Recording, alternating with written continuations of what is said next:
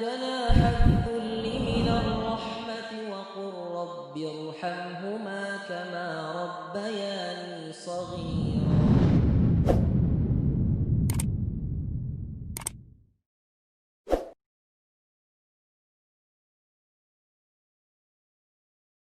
Assalamualaikum warahmatullahi wabarakatuh. Alhamdulillahi rabbil alamin, wassalatu wassalamu ala asyrafil anbiya'i wal mursalin wa ala alihi wa sahbihi wa man tabi'ahum bi ihsanin ila yaumiddin. Alhamdulillah, puji dan syukur kita panjatkan kehadirat Allah Subhanahu wa taala, karena atas limpahan nikmat dan karunia-Nya lah kita bisa bersua pada malam hari ini. Nikmat yang begitu besar, nikmat kesehatan, nikmat waktu luang, nikmat aman, dan nikmat kecukupan, dan berbagai nikmat lainnya kalau kita sebutkan satu persatu sangatlah banyak. Kemudian sebuah kebahagiaan buat anak pribadi karena bisa berjumpa dengan ikhwah fillah, dengan saudara-saudara anak karena Allah, yang mana pada malam hari ini insya Allah kita akan mencoba mengkaji sebuah kitab, sebuah buku yang ditulis oleh Syekh Mustafa Al-Adawi hafizahullah ta'ala, yang beliau beri judul dengan kitab Fikih Tarbiyatil Abna, Fikih Pendidikan Anak.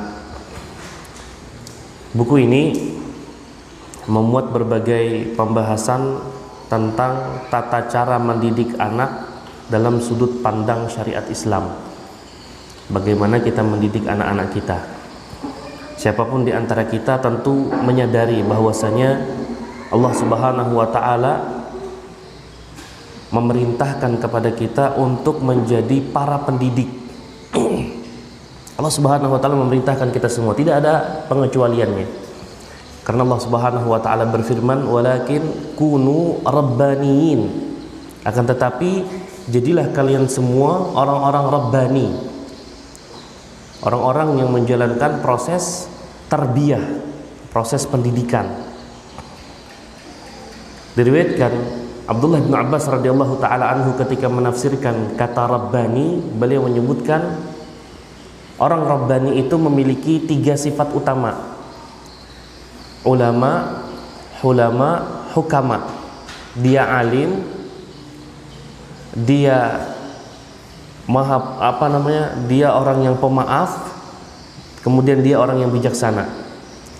Ulama, hulama, hukama. Alim, halim, hakim, ya.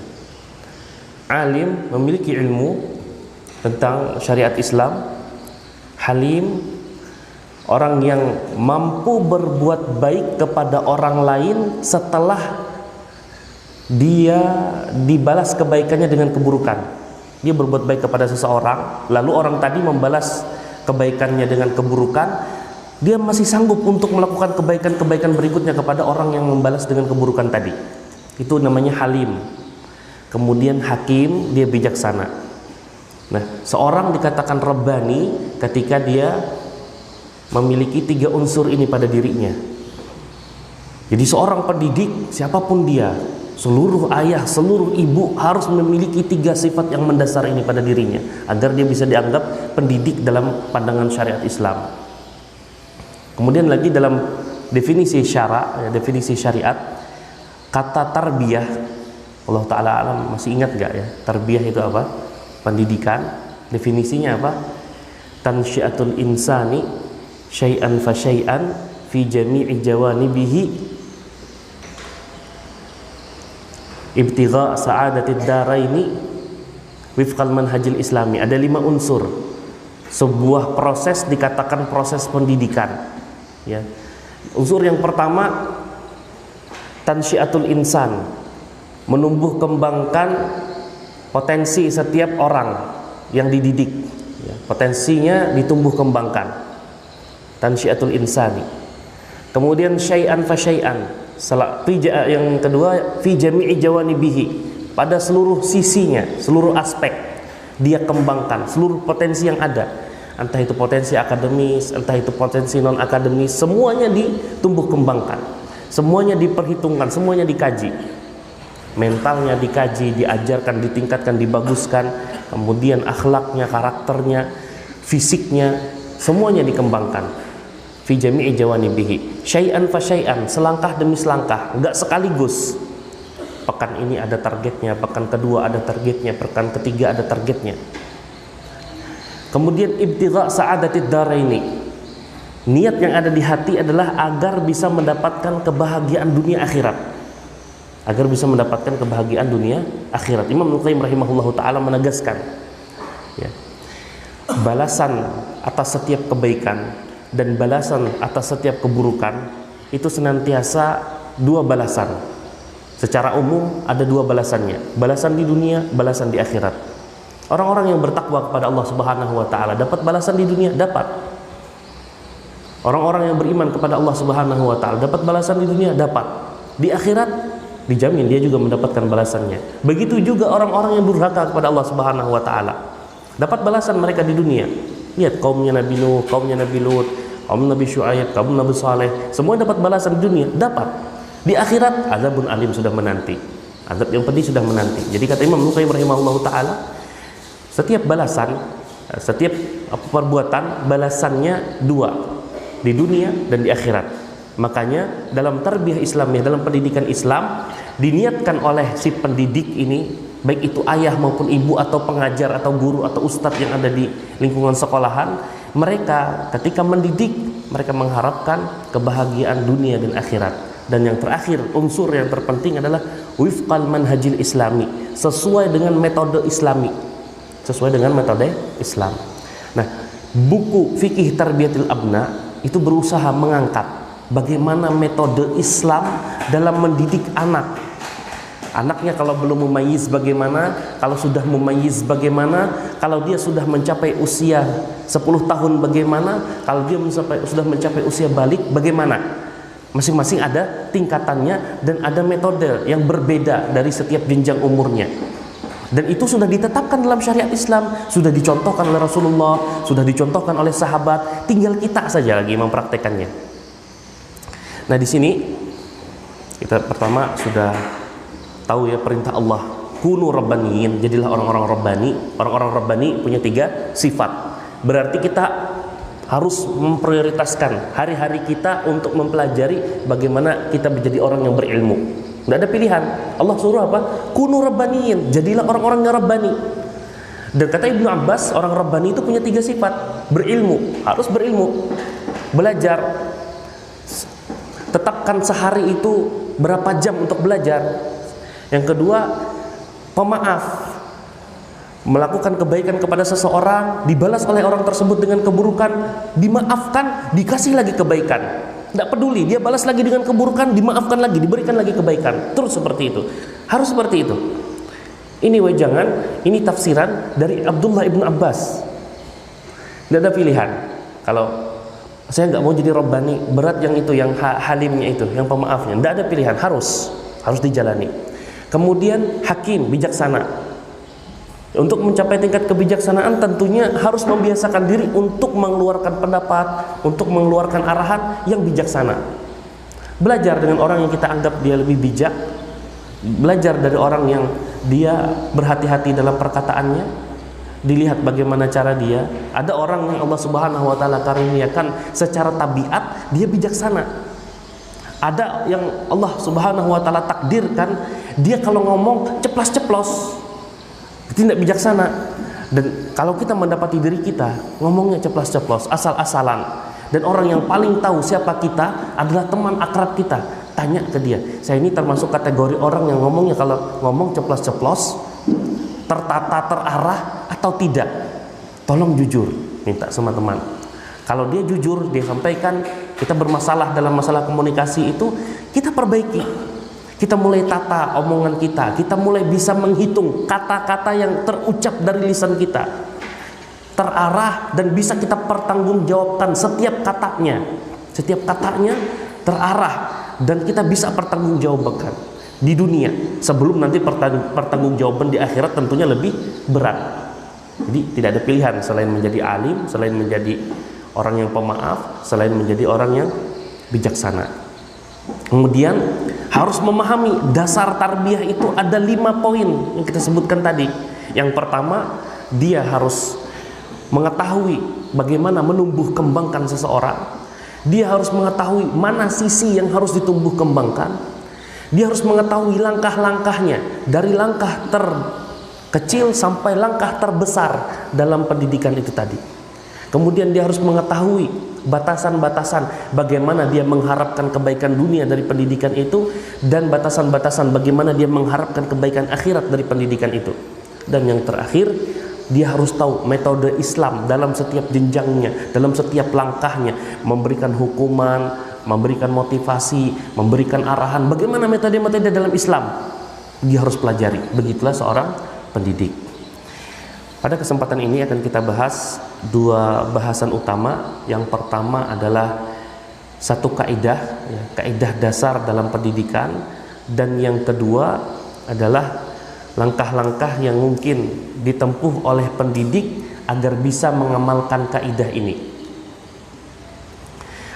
Kaidah yang dimaksud adalah hidayatut taufik hanya milik Allah Subhanahu wa taala.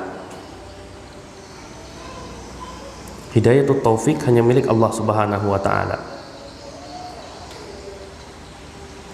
Kita tahu ulama Ahlus Sunnah wal Jamaah menegaskan ada 2 jenis hidayah.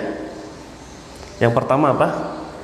Hidayatul irsyadi wal bayan. Hidayah yang berupa arahan. Hidayah yang berupa arahan atau petunjuk. Ini semua kita bisa memberikan.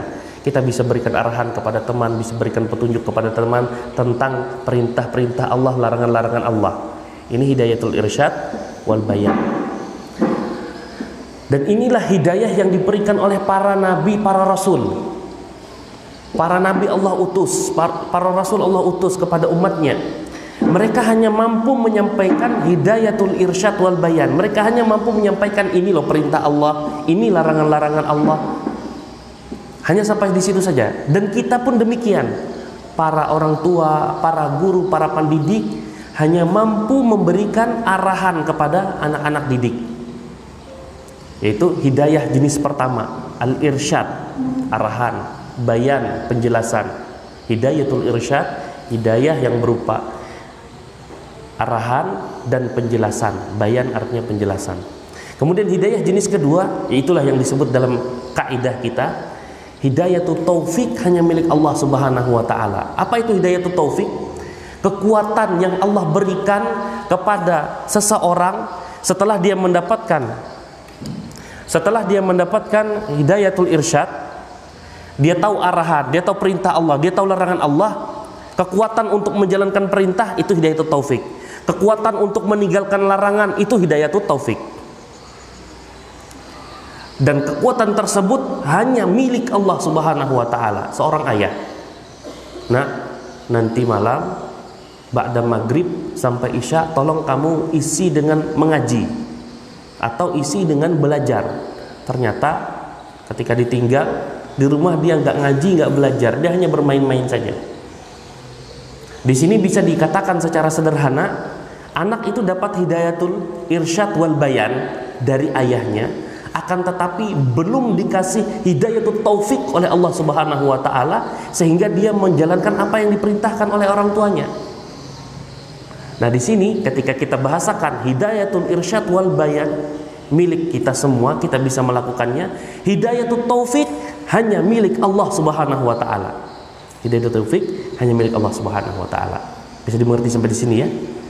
Jadi anak melaksanakan itu murni pemberian dari Allah Subhanahu wa taala. Kamu wudu ya, pergi dia ke kamar mandi, dia siram-siram airnya. Seperti suara orang wudu, keluar dia dari kamar mandi basah, tapi dia nggak wudu. Hidayatul irsyad dia dapat, arahan dari orang tua untuk berwudu dia dapat. Tapi hidayatul taufik, kekuatan untuk melaksanakan perintah dari orang tuanya untuk menjalankan apa yang diinginkan oleh syariat Islam, yaitu berwudu sebelum sholat, dia tidak bisa, tidak dikasih oleh Allah Subhanahu wa taala. Di sekolah nak, jangan banyak main ya. Di sekolah jangan berteman dengan teman-teman yang nakal ya. Arahan sudah dapat. Ternyata di sekolahan dia sembarangan pilih teman. Ternyata di sekolahan dia banyak bermain. Ternyata di sekolahan dia tidak memperhatikan pelajaran. Hidayatul irsyad wal bayan dapat, tapi hidayatul taufik itu murni milik Allah Subhanahu wa taala. Banyak dalil yang disebutkan oleh Syekh Mustafa Al-Adawi hafizahullah taala, akan tetapi kita hanya bawa beberapa dalil ya. Bawa beberapa dalil yang itu bisa kita ambil pelajaran darinya. Di sini kita bawa dalil yang pertama, Al-Quran surah Al-Ahqaf ayat 17-18. Al-Quran surah Al-Ahqaf ayat 17-18. Di sini digambarkan orang tua yang ideal, ya, orang tua yang ideal yang dia mengusahakan hidayatut taufik untuk anaknya. Al-Ahqaf ayat 17 dan 18 ini. Jadi orang tua ini menasehati anaknya agar si anak beriman kepada Allah, agar si anak mengimani tentang hari akhir, akan ada kebangkitan setelah kematian. Ketika disampaikan itu kepada si anak, apa jawaban anak? Walladzi qala liwalidayhi uffil lakuma ata'idanini an ukhraja wa qad khalatil qurunu min qabli. Kata si anak, ketika dikasih tahu, nak, berimanlah kamu kepada Allah, berimanlah kamu kepada hari akhir. Nanti setelah kematian ini akan ada hari kebangkitan di mana kita semua dimintai oleh Allah Subhanahu wa taala pertanggungjawaban. Kata anak, kalian menjanjikan sesuatu yang tidak mungkin terjadi. Kenapa dikatakan tidak mungkin terjadi? Buktinya dari zaman dahulu hingga saat ini orang yang sudah meninggal dunia nggak ada yang dibangkitkan oleh Allah Subhanahu wa taala, nggak ada yang dimintai oleh Allah Subhanahu wa taala pertanggungjawabannya. Begitu jawaban si anak. Apa yang dilakukan oleh orang tua ketika anaknya ngeyel, ketika anaknya tidak mau menerima arahan dari mereka? Orang tua yang ideal di dalam ayat ini disebutkan oleh Allah Subhanahu wa taala, wa huma yastaghitsanillah. Dua orang tua ini melakukan dakwahnya seperti orang beristighosah kepada Allah Subhanahu wa taala. Apa beda istighosah dengan isti'anah? Apa bedanya? Istighosah itu apa? Isti'anah itu apa? Isti'anah itu talabul auni fil khairi, minta tolong kepada Allah dalam setiap kebaikan. Isti'anah. Istighosah itu minta tolong kepada Allah untuk diselamatkan di saat genting. Minta tolong kepada Allah untuk diselamatkan di saat genting, seolah antara dia dengan kematian tinggal sejengkal saja lagi. Bagaimana dia meminta tolong itu?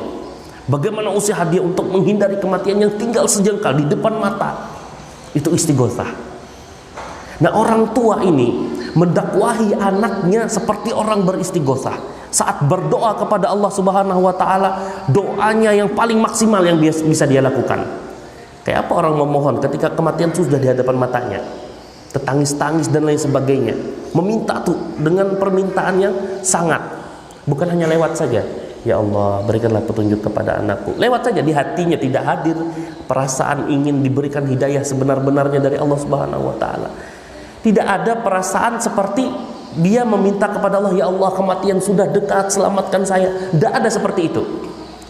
Padahal yang idealnya orang tua berdoa memohon untuk kebaikan anaknya seperti orang istighosah ini tadi. Seperti orang istighosah yang benar-benar sangat berharap. Kemudian secara tindakan, kalau misalkan dikatakan Anda pengen selamat, di kematian di hadapan Anda, tinggal satu langkah, tinggal sejengkal lagi kematiannya, tolong Anda pergi segera dari situ. Tentu dia akan segera pergi. Akan dia ambil tindakan yang pasti, yang dikatakan oleh orang yang di sekitarnya, kamu mungkin saja selamat, langkahnya mundur saja satu langkah, selamat. Tentunya orang yang benar-benar ingin selamat dari kematian, dia akan mundur. Dia akan menjauh. Apa saja arahan yang bisa dia lakukan, dia lakukan. Nah, begitu juga terhadap anaknya. Semua arahan yang mungkin dia lakukan, dia lakukan. Tidak ada pengecualiannya. Itu orang tua yang ideal. Dari tata cara berdoanya, dari sikapnya terhadap anaknya, dalam pendidikan anaknya, dia maksimalkan habis-habisan. Kalau sekiranya misalkan ada seorang yang dikatakan oleh dokter, Bapak tidak ada pilihan, harus segera Bapak tentukan mau operasi atau tidak. Kalau operasi, Bapak sudah tahu biayanya, Bapak harus menggadaikan semua harta yang Bapak miliki. Kalau tidak operasi, kami tidak jamin besok Bapak masih bisa bernapas. Tentunya orang yang sadar kematian sudah ada di depan matanya, besok dia tidak akan bisa bernapas kalau dia tidak menyatakan saya ambil operasi. Tapi kalau dia ambil operasi, tentunya seluruh hartanya tergadaikan. Apa yang akan dia lakukan? Dia akan menyatakan, dia akan keluarkan kaidah apa? Harta bisa dicari, nyawa tidak bisa dibeli. Kan kaidahnya seperti itu. Tentu dia akan rela gadaikan seluruh hartanya. Dan orang tua yang ideal untuk pendidikan anaknya, yastaghitsanillah, seperti orang istighosah ini. Maksimal dia. Karena dia tahu ini amanah dari Allah Subhanahu wa taala, dimintai oleh Allah Subhanahu wa taala pertanggungjawabannya di akhirat. Detail pertanggungjawabannya nanti, hari demi hari, jam demi jam. Nanti dimintai oleh Allah Subhanahu wa taala. Tidak ada sedikit pun yang dilewatkan. Ma li hadzal kitab la yughadiru saghiratan wala kabiratan illa ahsaha. Duhai hebatnya kitab tulisan ini, catatan amal ini.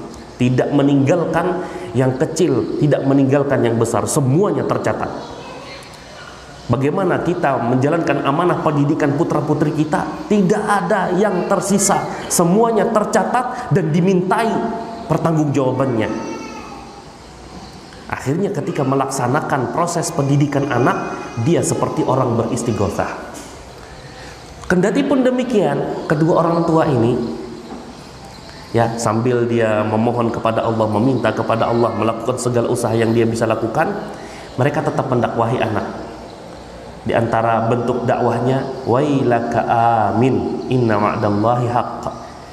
Wahai anakku, celaka engkau, kalau dalam bahasa terjemahannya. Tapi kalau dalam bahasa kita mungkin dengan bahasa yang sehalus mungkin, ayah dan ibunya ini tetap mengajari anaknya untuk beriman kepada Allah. Amin, berimanlah wahai anakku. Inna wa'dallahi haqqun. Janji Allah itu pasti terjadi.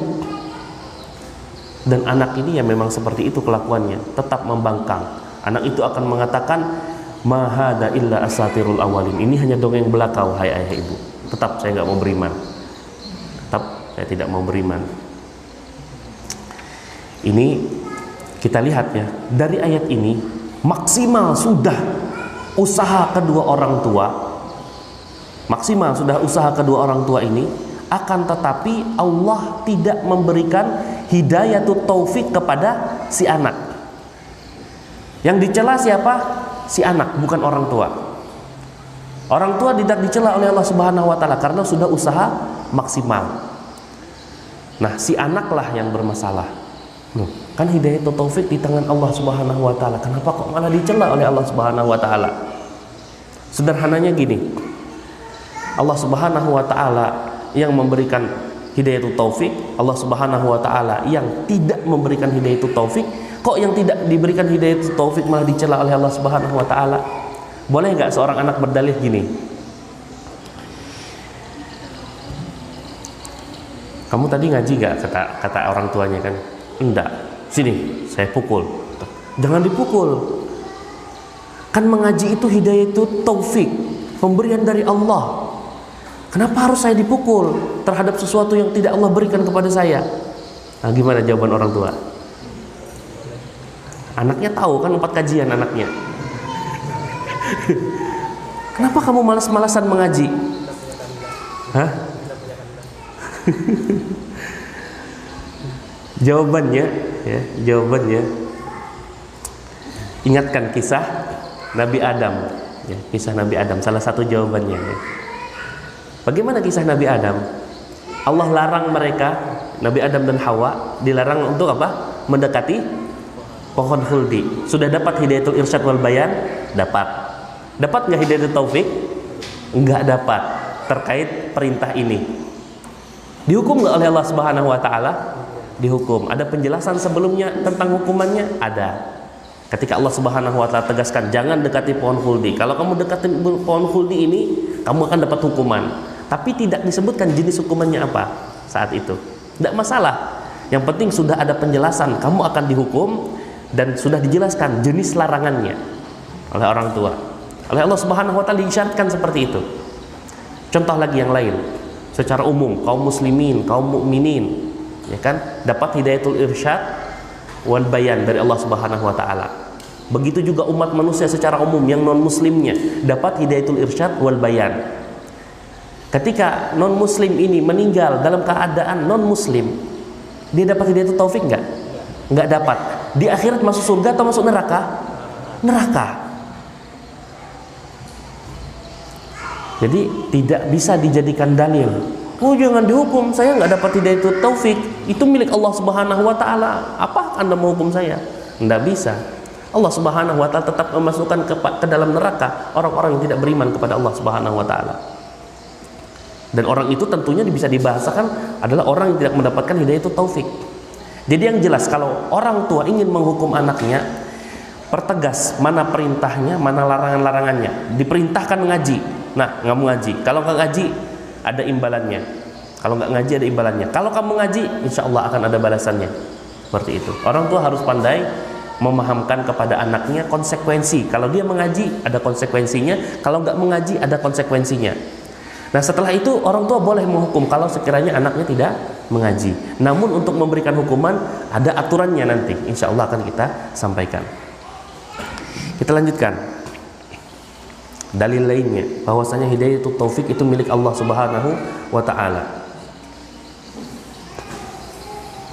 Nabi Nuh alaihi salam. Nabi Nuh alaihi salam, dia seorang nabi sekaligus rasul yang luar biasa kedudukannya si Allah Subhanahu wa taala. Berapa lama beliau berdakwah? 950 tahun. 950 tahun beliau berdakwah. Luar biasa lamanya. Tentu saja beliau mendakwahi keluarganya, mendakwahi anak-anaknya, mendakwahi masyarakat sekitarnya.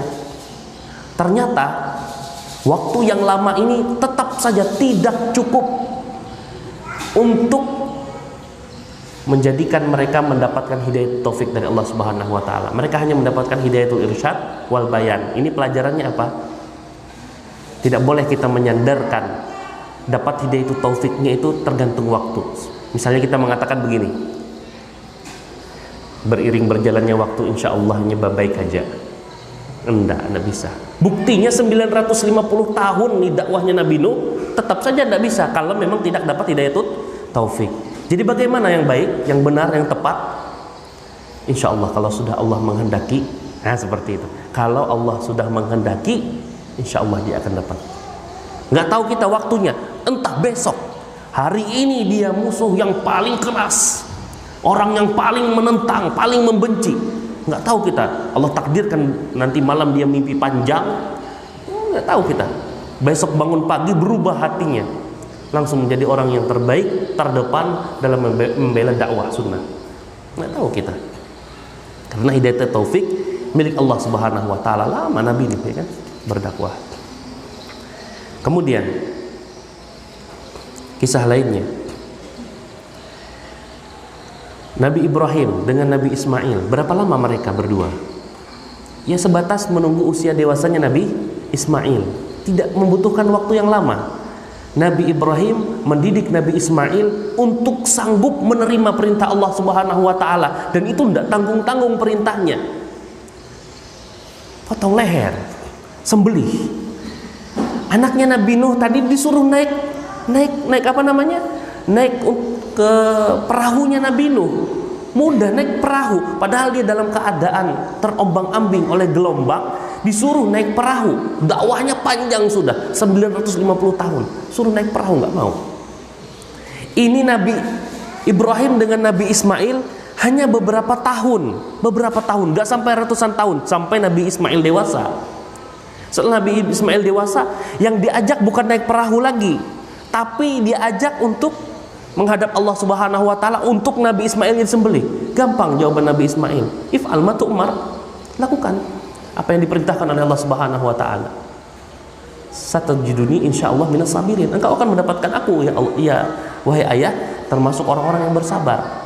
Jadi bukan masalah waktu, masalahnya adalah dapat hidayatul taufik atau tidak. Dapat hidayatul taufik atau tidak. Nah, seperti itu. Karena Bapak, asal kita perintah terus dia sembahyang, itu di harinya mau dia sembahyang. Benar secara keumumannya. Tetapi ini semua tergantung hidayatul taufiknya. Banyak cara yang ditempuh oleh Rasulullah SAW agar kaumnya bisa mendapatkan hidayatul taufik.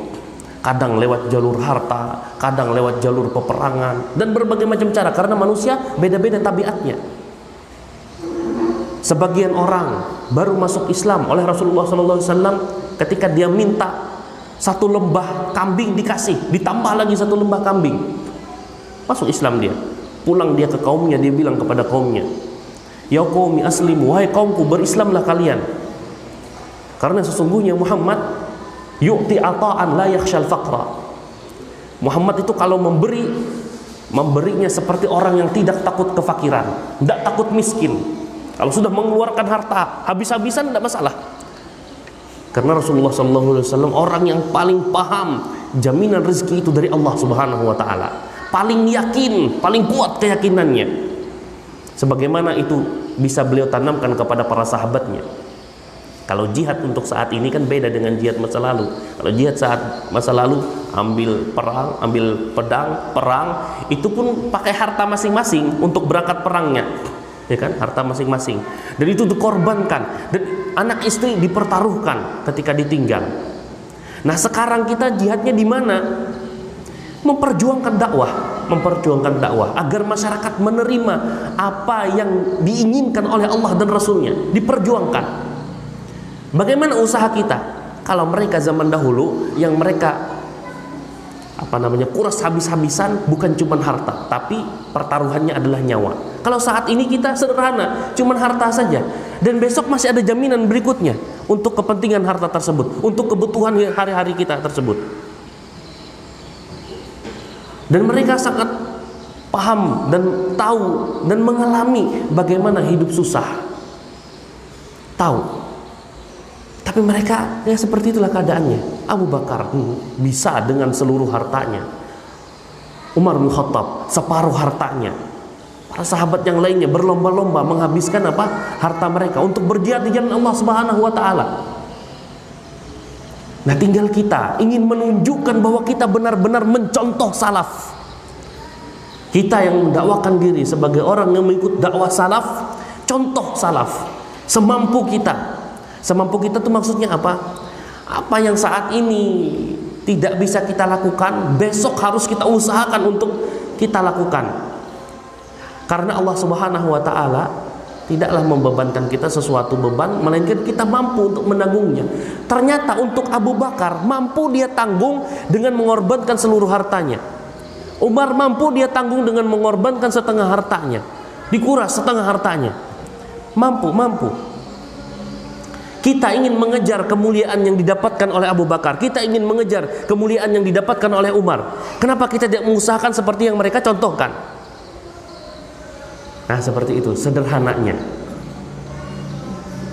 Ini terkait hidayatul taufik. Jangan juga beralasan belum bisa nambah wakaf separuh harta, belum dapat hidayatul taufik dari Allah.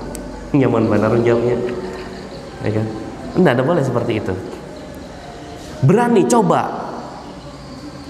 Mohon kepada Allah Subhanahu wa taala kekuatan agar hati ini ringan sebagaimana ringannya Abu Bakar mengeluarkan hartanya demi dakwah di jalan Allah. Jihad kita di situ sekarang. Kalau kita nggak maksimal saat ini, kasihan anak-anak kita nanti. Kalau kita tidak berusaha sekeras mungkin saat ini, kasihan anak-anak kita nanti.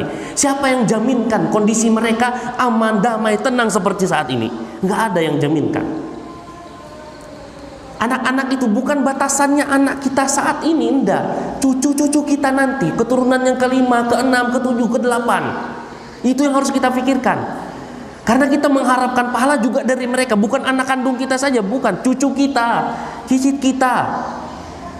Itu yang harus kita pikirkan ketika kita menyumbang, ketika kita berdakwah, ketika kita menjalankan tugas di dalam syariat Allah Subhanahu wa taala. Berharap anak cucu kita pun mendapatkan apa yang kita dapatkan dalam bentuk ketaatan kepada Allah Subhanahu wa taala. Berbagai ilmu yang sudah kita dapatkan mereka juga bisa dapatkan. Insyaallah akan kita bahas lebih jauh nanti ketika membahas doa Nabi Zakaria.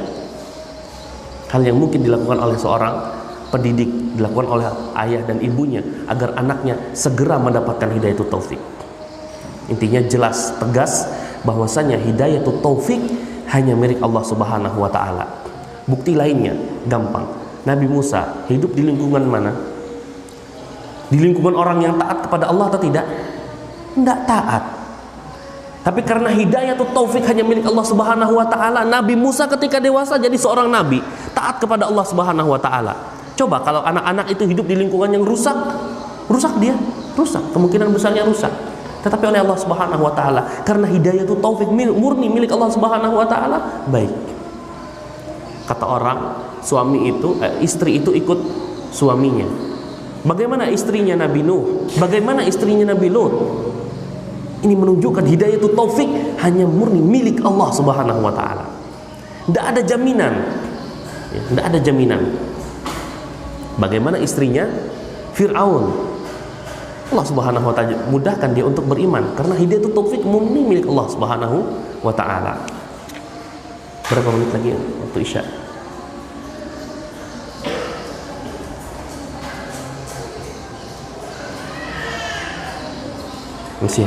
Masih lama. Kita masuki pembahasan berikutnya, apa yang mungkin dilakukan oleh orang tua agar anaknya dimudahkan mendapatkan hidayatul taufik. Apa yang bisa dilakukan oleh pendidik agar anak didiknya Allah mudahkan mendapatkan hidayatul taufik. Sekitar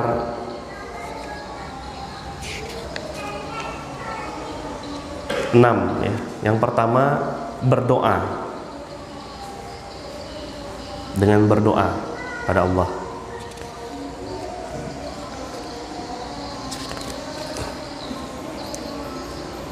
Yang kedua, tidak mendoakan keburukan.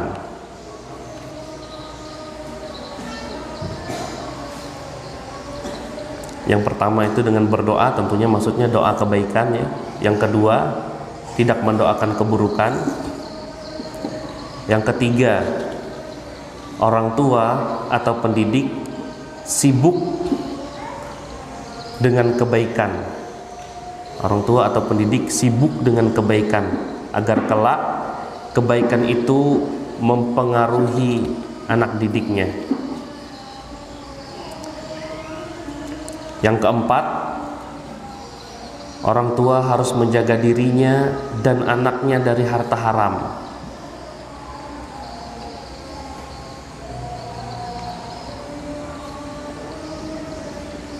Yang kelima, orang tua harus menjadi teladan yang baik.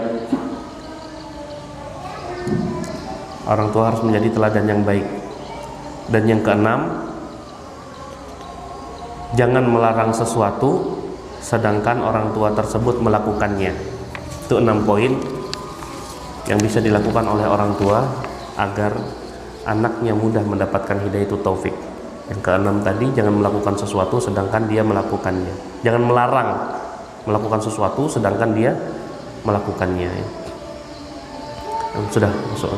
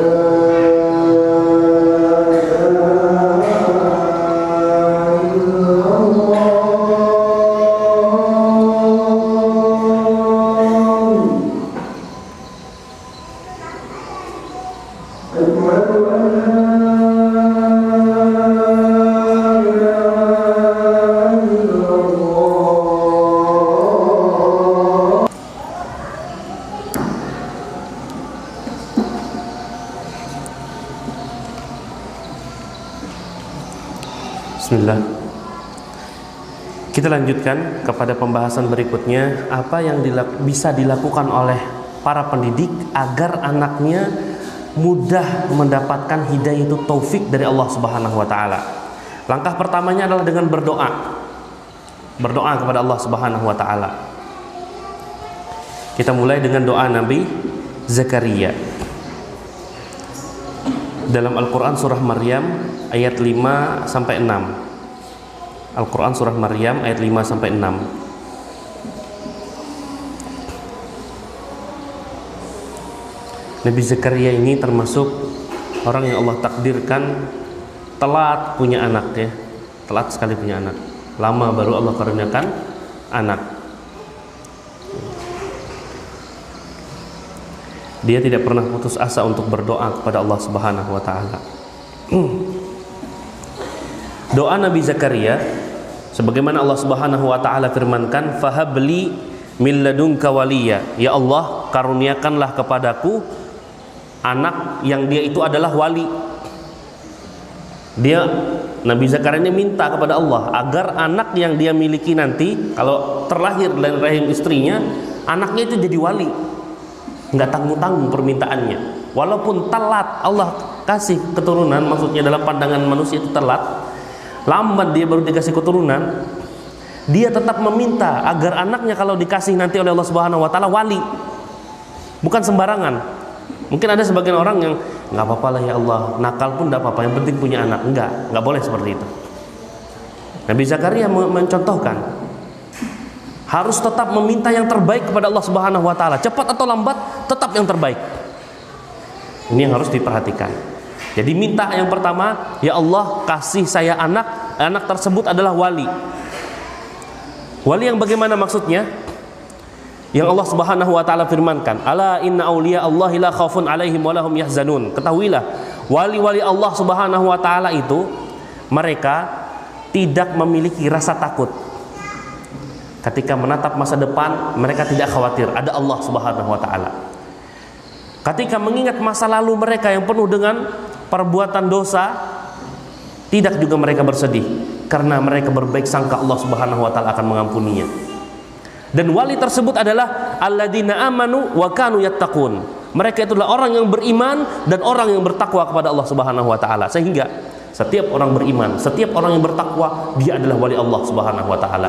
Semakin tinggi keimanannya, semakin tinggi ketakwaannya, semakin tinggi derajat kewaliannya di sisi Allah Subhanahu wa taala. Semakin dia bermaksiat, semakin tinggi derajat kewaliannya di sisi setan. Ya kan? Semakin dalam kemaksiatannya, semakin dalam juga tingkat kewaliannya di sisi para iblis dan setan. Itu saja sudah. Memang ada walinya, wali setan ada, wali Allah ada. Hanya saja kita lihat dari sisi ketakwaan, dari sisi keimanan. Nah, ini yang diminta oleh Nabi Zakaria. Kita juga minta, ya Allah karuniakanlah saya anak yang anak itu adalah wali. Sudah punya anak sekarang, wali juga minta. Jangan minta anak yang wala, ya kan? Tahu anak yang wala itu ya, Pak? Makeng dipadahi. Wala, ya. Anak yang wali, ya, wali Allah yang beriman, bertakwa, yang tinggi derajat keimanannya dan ketakwaannya. Minta.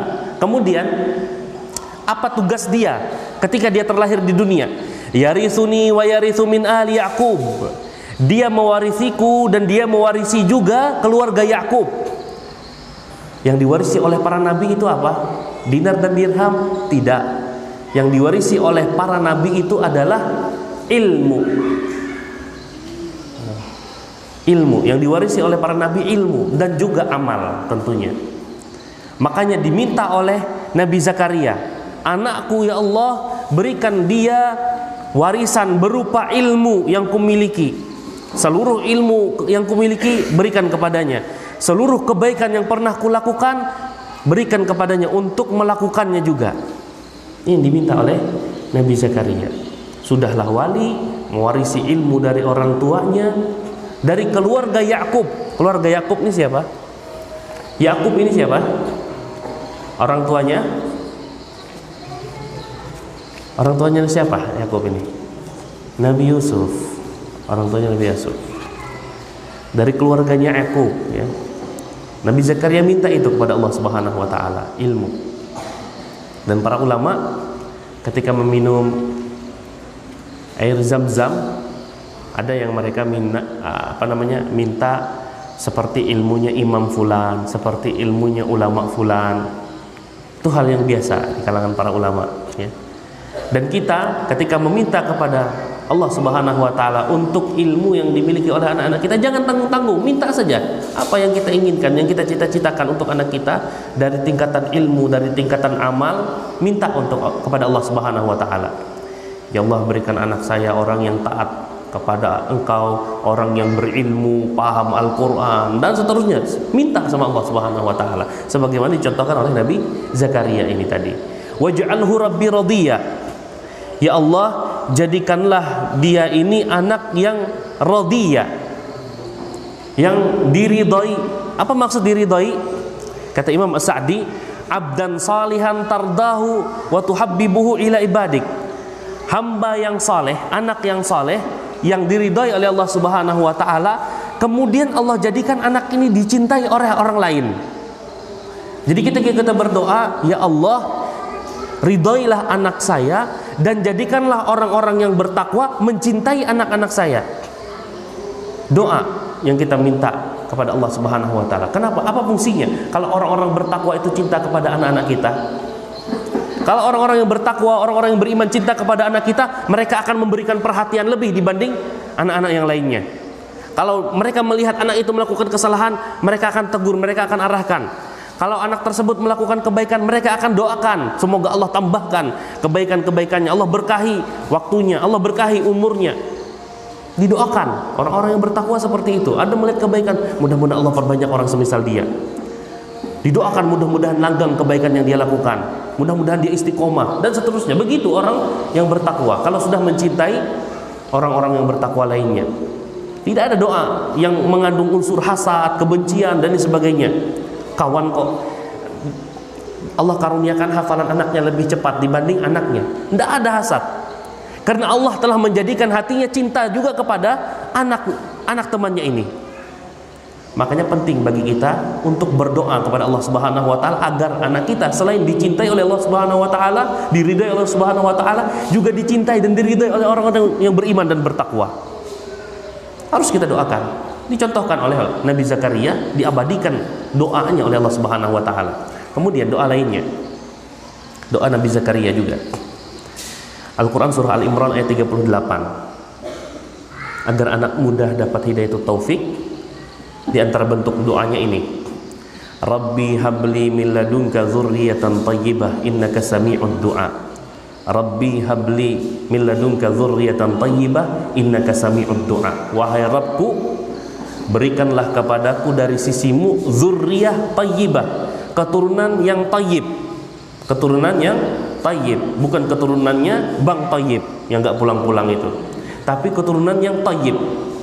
Innaka sami'ud du'a, karena Engkau ya Allah Maha pendengar doa. Bukan hanya didengar oleh Allah, tapi diijabah oleh Allah Subhanahu wa taala. Apa maksud dzurriyyatan thayyibah? Kita perhatikan perkataan Imam As-Sa'di rahimahullahu taala. Kata beliau, dzurriyyah thayyibah itu adalah tahiratul akhlaqi thayyibatul adabi. Tahiratul akhlaq, akhlaknya suci. Thayyibatul adab, adabnya baik. Ini dzurriyyah thayyibah. Kita ingin dalami sekarang, apa beda akhlak dengan adab? Ada yang masih ingat? Ada yang pernah tahu beda akhlak dengan adab? Akhlak, apa akhlak?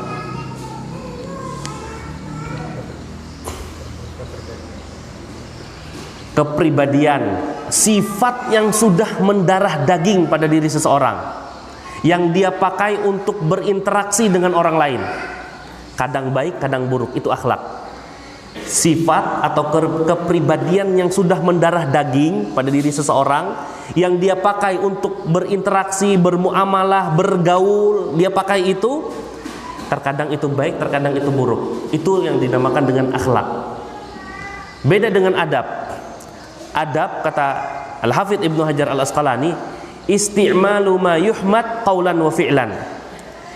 Memakai, mempergunakan menerapkan segala yang terpuji dalam perkataan dan perbuatan. Orang itu dikatakan beradab kalau semua perkataan yang dia ucapkan tidak ada satupun perkataan yang layak dicela. Berarti beradab dalam perkataannya.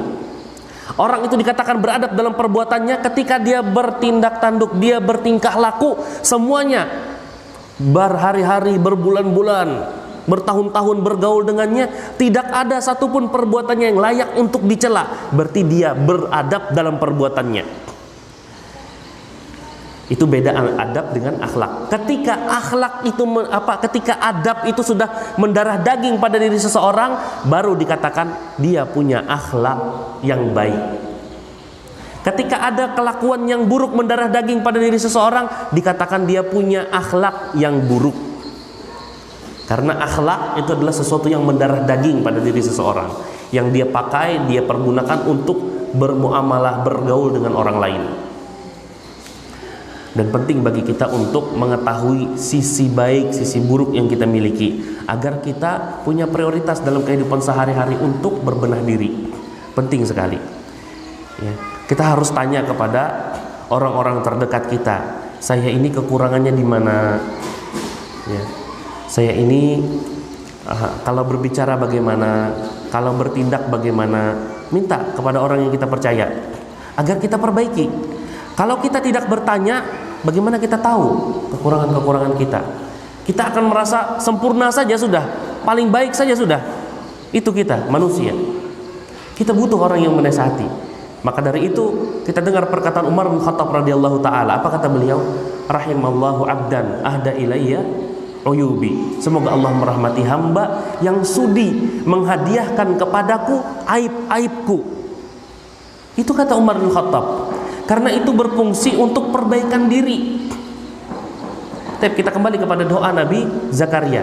Dalam sekali doanya, beliau meminta dzurriyyah thayyibah, yang keturunan tersebut, keturunan bukan hanya anak beliau. Yang namanya dzurriyyah itu keturunan kita. Kalau misalnya Allah takdirkan keturunan kita sampai mendekat hari kiamat, itulah keturunan kita. Kalau kita doakan keturunan itu doa yang baik, kemudian mereka melakukan perkara yang baik, dapat pahala nggak kita? Dapat. Kalau kita batasi keturunan itu maksudnya hanya anak kandung kita itu saja, bukan termasuk juga cucu-cucu kita, maka kita membatasi hal yang luas. Salah. Sedikit nanti pahala kita ketika kita sudah berada di alam barzakh. Makanya kita dapatkan doa Nabi Ibrahim. Apa kata beliau ketika berdoa agar Rabbi ij'alni muqimas salati wa min dzurriyyati. Ya Allah, jadikanlah aku orang yang menegakkan salat, juga keturunanku, keturunan sampai dekat akhir selama itu keturunan Nabi Ibrahim, selama mereka salat, Nabi Ibrahim dapat pahalanya ngalir karena beliau punya saham. Begitu juga doa yang lainnya, doa para nabi, rata-rata mereka melengkapkannya dengan dzurriyyah, keturunan. Zuriat keturunan yang jauh, bukan hanya anak saja, anak kandung saja. Maka dari itu ketika kita berdoa kepada Allah, kita datangkan di dalam hati kita sebuah makna yang berbeda dari biasanya, yaitu anak saya, cucu saya, dan terus keturunan saya. Dan disitulah benarnya pepatah, banyak anak, banyak rezeki. Rezeki pahala kalau kita bisa arahkan mereka dalam kebaikan. Banyak keturunan tersebar semuanya. Kita doakan semua untuk kebaikan, sehingga kita punya saham dari setiap kebaikan yang mereka lakukan. Kan bagus. Begitu juga kaidah kita ya, nyelip sedikit tentang mendoakan pemerintah. Ketika kita doakan kebaikan untuk pemerintah, lalu pemerintahnya melakukan kebaikan, rakyat banyak melakukan kebaikan, kita punya saham dalam kebaikan. Beda dengan doakan keburukan. Kalau doakan keburukan lebih parah lagi keadaan pemerintahannya, akhirnya rakyatnya juga ikut buruk. Saham apa yang kita miliki? Tidak ada. Seperti itu. Lebih baik memilih mendoakan kebaikan daripada mendoakan keburukan. Nah, dzurriyyah thayyibah, dzurriyyahnya kita lihat, kajian doanya untuk seluruh keturunan. Satu. Kemudian thayyibah, diusahakan agar anak tersebut minta kepada Allah kita, ya Allah, berikanlah anak saya tabiat yang baik, mendarah daging padanya kebaikan. Mendarah daging. Ya kan akhlak, ya kan? Akhlak yang tahir, akhlak yang suci. Jadi kalau dia berkata-kata lemah lembut, halus, itu kita minta kepada Allah agar anak kita punya itu. Taat, menghormati orang tua, kita minta kepada Allah untuk anak kita. Jangan kita malah mencelaknya, jangan kita malah menyebutkan keburukan-keburukannya, padahal kita belum maksimal mendoakannya. Belum maksimal kita mendoakannya, lalu kita doakan keburukan untuknya. Apa itu? Nabi Zakaria yang belum dikaruniakan Allah Subhanahu wa taala putra saja, sebelum dilahirkan putranya dia minta seperti ini kepada Allah Subhanahu wa taala. Ini doa. Kemudian apa lagi yang bisa dilakukan oleh orang tua? Yang kedua, jangan mendoakan keburukan. Jangan mendoakan keburukan. Ini terlarang mendoakan keburukan, ya. Ada hadis dari Rasulullah sallallahu alaihi wasallam 29:30. Ana percepat. Ada seorang sahabat yang memaksa untanya untuk jalan cepat. Tidak bisa, dia laknat unta tersebut. Lalu dimarahi oleh Rasulullah SAW. Setelah dimarahi, keluarlah sabda Rasulullah yang mengatakan, la tad'u ala anfusikum, jangan doakan keburukan untuk diri kalian. Wala tad'u ala auladikum, jangan doakan keburukan untuk anak-anak kalian. Wala tad'u ala amwalikum, jangan doakan keburukan untuk harta kalian. Kenapa? La tuwafiqu minallahi sa'atan yus'alu fiha ata'un fayastajibu lakum.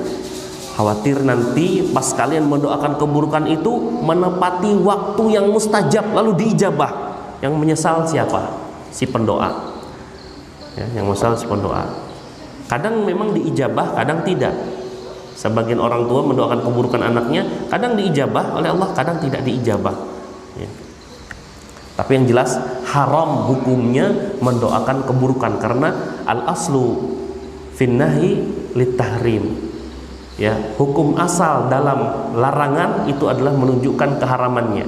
Kalau mendoakan keburukan untuk diri sendiri haram, mendoakan keburukan untuk anak haram, mendoakan keburukan terhadap harta pribadinya haram. Apalagi mendoakan keburukan untuk orang lain, haram hukumnya. Kemudian orang tua harus sibuk dengan kebaikan yang dia niatkan itu bermanfaat untuk anak keturunannya. Ini dicontohkan dalam Al-Quran surah Kahfi ayat 82. Dalam Al-Quran surah Kahfi ayat 82 ada seorang anak, ada dua anak yatim yang Allah jagakan bagi mereka harta mereka, dijaminkan materinya. Karena kakek buyut mereka, ditafsirkan oleh para ulama, itu abuhuma, dua ayah mereka, ayah ibu mereka itu bukan ayah kandungnya, tetapi sebagian menafsirkan itu kakek ketujuhnya. Berkat ketaatan kakek ketujuhnya dapat jaminan anak cucunya, jaminan kehidupan dunia oleh Allah Subhanahu wa taala.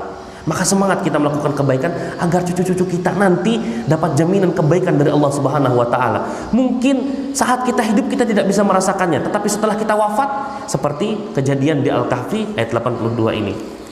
Kemudian hal lainnya yang harus dilakukan oleh orang tua adalah menjaga dirinya dan anak keturunannya dari harta haram. Ya, kalau tahu hal tersebut haram, mengandung unsur riba, mengandung unsur judi, mengandung unsur-unsur goror, ketidakjelasan dalam jual beli, dalam muamalah, tinggalkan.